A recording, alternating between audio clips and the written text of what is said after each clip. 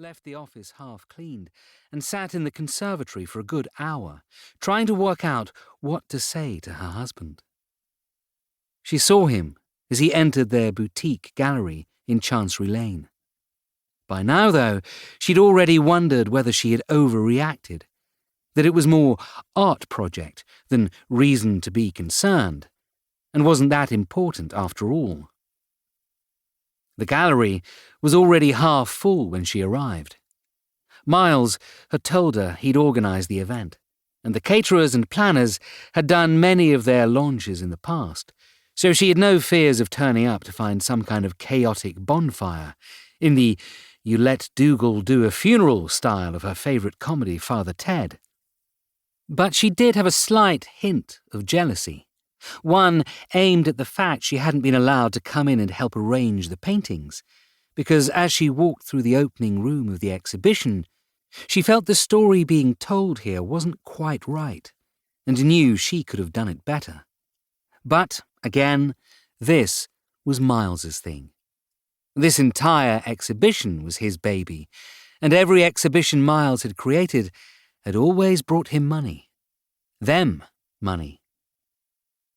The exhibition was for a new artist at the gallery, one who had been around the European art scene for many years, but was almost unknown in the UK. Lucas Weber had been a darling of the Austrian art world for the last decade, and during their travels through Europe, Miles and Andrew, his brother, as you can't ever forget Bloody Andrew, claimed to have discovered him. Discovered was a bit of an overstatement, Veronica believed, for although Lucas was pretty much unknown outside of Austria and a few academic circles, he was still a well-known artist in that country.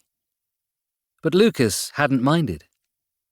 Lucas was in his 50s now, had been sketching and painting for a good couple of decades now, and had probably made the equivalent of the average person on universal credit during that time, while his agents and a variety of gallery owners in Austria had sold his work at grossly inflated Austrian prices, and probably bought themselves a couple of McLarens from the profits.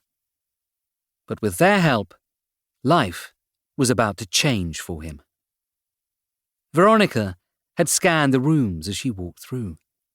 Lucas wasn't around, but that wasn't surprising, as Lucas was known to be quite shy. In fact, Lucas had specifically asked not to even be announced so that he could walk around the gallery, watching the people as they examined his work, hearing their critiques without them realizing the artist himself was standing behind them. Short, balding, with small circular framed glasses and a black polo neck sweater in the style of Steve Jobs, Lucas looked the part, although when you spoke to him, you realized quickly he wasn't what you'd expect from an artist.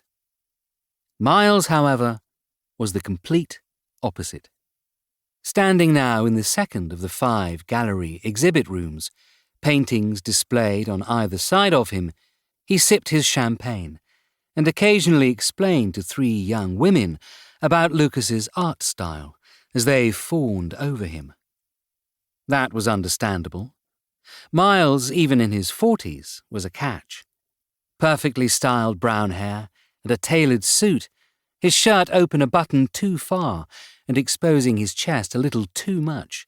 He looked like George Clooney before he grew the beard and his hair greyed.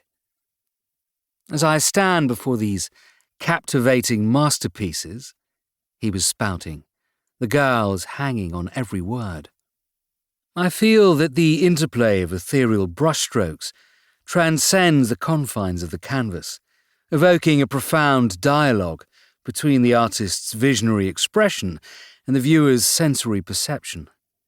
"Oh, absolutely," one girl replied, enthralled.